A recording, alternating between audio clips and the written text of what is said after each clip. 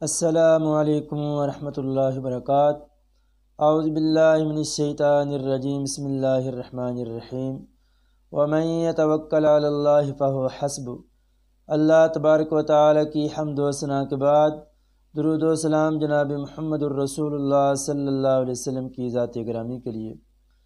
حضرات، آج میں جو آپ حضرات کو بتانے جا رہا ہوں وہ یہ ہے کہ جادو کا علاج کیسے کیا جا سکتا ہے، جادو کا توڑ، کالے جادو کا توڑ کیسے ممکن ہے، کیسے ہو سکتا ہے۔ حضرات، پچھلے ویڈیو میں نے آپ کو بتایا تھا کہ جادو کی علامات، 3 جو علامات ہیں وہ علامات بتائی تھیں۔ آج انشاءاللہ تعالی آپ کو ان جادو کا توڑ، جادو کا علاج بتانے والا ہوں۔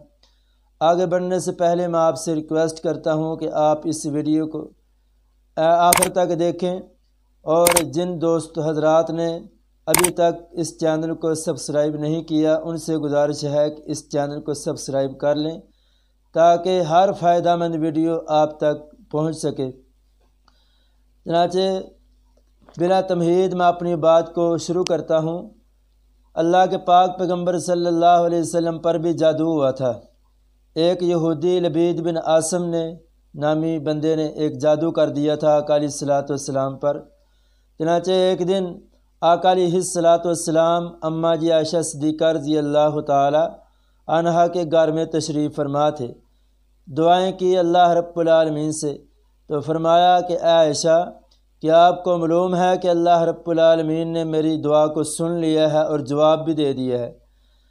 چنانچہ ہوا یوں، آقا علیہ الصلوۃ والسلام نے فرمایا کہ میرے پاس 2 آدمی آئے، 2 بندے آئے، حالانکہ وہ فرشتے تھے، اور ایک میرے سر کے پاس بیٹھ گیا اور ایک میرے پاؤں کے پاس بیٹھ گیا۔ ایک دوسرے سے مکالمہ کرنے لگے، مباحثہ کرنے لگے۔ ایک کہنے لگا کہ کیا آپ کو پتہ ہے کہ اس آدمی کو کیا ہوا ہے، ان صاحب کو کیا ہوا ہے؟ دوسرا جواب دینے لگا کہ ان کو جادو ہوا ہے۔ تو سوال کرنے والے نے سوال کیا، پاس ہی بیٹھا ہوا تھا، کہ جادو کس نے کیا ہے؟ جواب آیا کہ لبید بن عاصم، ایک یہودی نامی بندہ ہے، اس نے کیا ہے۔ سوال کیا گیا کہ کیسے کیا ہے جادو؟ جواب آیا کہ جادو سر کے جو بال ہوتے ہیں، کنگھی کے بال اور جڑنے والے بال، ان بالوں میں کیا گیا ہے، لہٰذا ان بالوں کو فلاں کھجور کے نرم گوشے، جو نر گوشے ہوتے ہیں، ان میں جادو کیا گیا، ان پہ بالوں کو لپیٹا گیا ہے۔ اس لیے سوال کیا گیا کہ اس جادو کو رکھا کہاں گیا ہے، کیسے اس کو اکھاڑا جا سکتا ہے، کیسے اس کا توڑ کیا جا سکتا ہے؟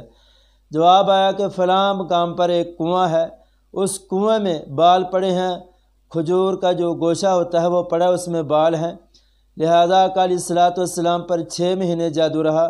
آقا علیہ الصلوۃ والسلام کو یاد نہیں رہتا تھا کہ یہ کام میں نے کیا ہے یا نہیں کیا، جادو کی وجہ سے۔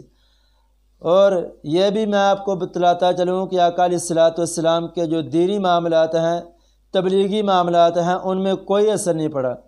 اگر اثر پڑا ہے تو پرسنلی معاملات پر، گھریلو معاملات پر اثر پڑا ہے۔ آقا علیہ الصلوۃ والسلام سمجھتے تھے کہ میں نے یہ کام کر لیا ہے، حالانکہ وہ نہ کیا ہوتا، یہ جادو کا اثرات تھے۔ اس لیے کہنے کا مطلب یہ ہے کہ جادو جو ہے وہ برحق ہے، اللہ کی طرف سے جادو اثر کر جاتا ہے۔ جادو انبیاء کرام علیہم الصلوۃ والسلام پر بھی ہوا تھا۔ سب سے بڑی نبی آقا علیہ الصلوۃ والسلام پر جادو ہوا ہے، تو ہم تم کس باغ کی مولی ہیں؟ لہذا جادو جو ہے وہ برحق ہے۔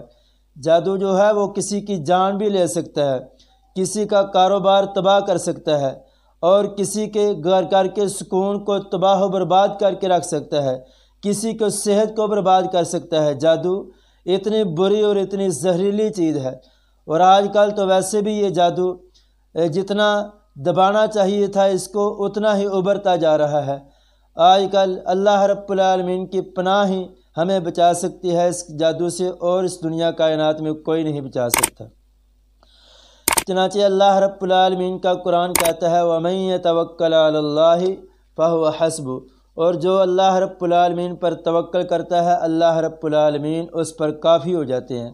ہمیں توکل صرف اور صرف اللہ رب العالمین کی ذات پر رکھنا چاہیے، کسی اور انسان پر، کسی اور ذات پر ہمیں اپنا توکل نہیں کرنا چاہیے۔ اور دوسرے نمبر پر آقا علیہ الصلوۃ والسلام نے فرمایا کہ کائنات کے لوگوں 7 ہلاک کرنے والی چیزوں سے بچو۔ صحابہ نے فرمایا کہ وہ کون سی 7 ہیں؟ ان میں سے ایک السحر، جادو ہے، یعنی جادو کرنا کروانا دونوں حرام کر دیے گئے ہیں۔ انسان کفر کے درجہ تک پہنچ جاتا ہے جادو کرتے وقت، اس لیے انسان کو چاہیے کہ یہ جادو نہ کرے نہ کروائے، اس لیے کہ جادو کرنے سے کروانے سے انسان کافر ہو جاتا ہے، کفر کے درجے تک انسان پہنچ جاتا ہے۔ اس کی بہت بڑی سزا ہے کافر کی، جادوگر کی، جو قرآن و حدیث میں بیان کی گئی ہے۔ لہذا یہ ٹاپک پھر کبھی بیان کروں گا۔ آج صرف اتنا ہی کہ کالے جادو کا علاج اور توڑ کیسے کیا جا سکتا ہے۔ میرے دوستوں اور عزیز سامعین، بہنوں اور بھائیوں، میں ہمیشہ 3 چیزوں کی تلقین کیا کرتا ہوں کہ سب سے پہلے آپ نماز پڑھیں، کیونکہ نماز پڑھنے سے آپ کی کئی پریشانیاں دور ہو جاتی ہیں۔ دوسرے نمبر پر آپ صدقہ خیرات کریں، کیونکہ صدقہ خیرات کرنے سے اللہ رب العالمین کئی بلاؤں کو دور کر دیتا ہے، کئی مصیبتوں، کئی پریشانیوں کو دور کر دیتا ہے۔ اور تیسرے نمبر پر جس چیز کی میں تلقین کرتا ہوں اکثر مریضوں کو، وہ یہ ہے کہ میرے بھائیوں، اپنے گھر میں رب کا قرآن پڑھا کریں۔ اپنے گھر میں رب کا قرآن پڑھا کریں گے، سورۃ بقرہ کی تلاوت کریں گے، سنیں گے، اللہ کی قسم اٹھا کر کہتا ہوں کہ اس گھر میں کبھی بھی جادو نہیں ہو سکتا، اس انسان پر جادو نہیں ہو سکتا، اس کاروبار پر، اس دکان پر، اس فیکٹری، اس مل پر کبھی جادو نہیں ہو سکتا جس کاروبار میں سورۃ بقرہ کی تلاوت کی جاتی ہے۔ اس لیے ہم اللہ رب العالمین کے ساتھ اپنی لو لگائیں، اپنا تعلق جوڑیں۔ ہم اللہ رب العالمین سے دور ہیں، نماز سے دور ہیں، قرآن سے دور ہیں، اور پھر ہم اپنی پریشانیاں بتلاتے ہیں، ہمیں یہ پریشانی آ گئی، ہمیں یہ مصیبت آ گئی، ہم پر یہ بلا آ گئی۔ اللہ کے بندو، یہ بلائیں کیوں نہیں آئیں گی؟ نہ بندہ نماز پڑھے، نہ قرآن پڑھے، نہ صدقہ کرے، یہ تو بلائیں مفت میں آپ کے گھر ڈیرا لگا لیں گی۔ اسی لیے آقا علیہ الصلوۃ والسلام نے فرمایا تھا، کائنات کے لوگوں، رات کو سوتے وقت اپنے گھر کے دروازوں کو کنڈیاں لگا لیا کریں، اپنے برتنوں کو ڈھانپ لیا کریں، بسم اللہ پڑھ کر اپنے دروازے کو بند کریں۔ جس دروازے کو بسم اللہ پڑھ کر بند کیا گیا ہو، اس گھر کے دروازے سے شیطان کبھی نہیں گزر سکتا۔ اور جس کھانے کو بسم اللہ پڑھ کر کھایا جائے، اس کھانے کو کبھی بھی شیطان ہاتھ نہیں لگا سکتا۔ اور جس کام کو بسم اللہ پڑھ کر شروع کیا جائے، اس کام میں شیطان کی مداخلت کبھی نہیں ہو سکتی۔ لہذا ہم شیطانوں کو خود دعوت دیتے ہیں دین سے دور ہو کر، قرآن سے دور ہو کر۔ اور دوسرے نمبر پر آقا علیہ الصلوۃ والسلام نے فرمایا، جو انسان صبح نماز کے بعد، مغرب کی نماز کے بعد 3 بار بسم اللہ الذی لا یضر مع اسمہ شیء فی الارض ولا فی السماء وہو السمیع العلیم، یہ 3 بار دعا پڑھتا ہے، اللہ رب العالمین کی طرف سے زمین آسمان میں سے اس کو کوئی چیز بھی نقصان نہیں دے سکتی۔ نہ اس کو جادو ہو سکتا ہے، نہ ٹونا ہو سکتا ہے، نہ شیطان، نہ جن، نہ کوئی بھوتنی، نہ کوئی چیز اس پر اثر کر سکتی ہے۔ اللہ کی قسم، وہ پناہ میں آ گیا جو انسان صبح شام 3 بار یہ دعا پڑھتا ہے، بسم اللہ الذی لا یضر۔ یہ دعا بہت زیادہ فائدہ مند ہے۔ آپ ایک بار میرے کہنے پر دعا کو شروع کیجیے، آغاز کیجیے دعا کو پڑھنے کا۔ یاد رکھیے کہ دعائیں وہی اثر کرتی ہیں جو نماز کے بعد پڑھی جائیں۔ جو انسان نماز نہیں پڑھتا، ان کو اس دعاؤں کا کوئی اثر نہیں ہوگا، کوئی فائدہ نہیں ہوگا۔